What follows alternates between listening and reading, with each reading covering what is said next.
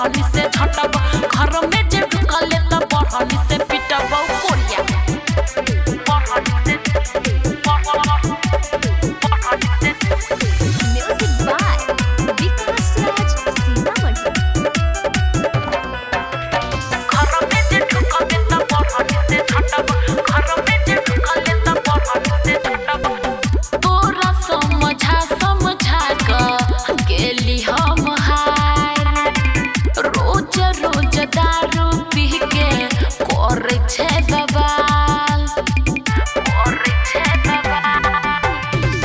कहै छियौ गे मौगी सुन ले साफ साफ गे दारू के पैसा मांग जाय ने छी तोरा बाप से कहल में धके तोरा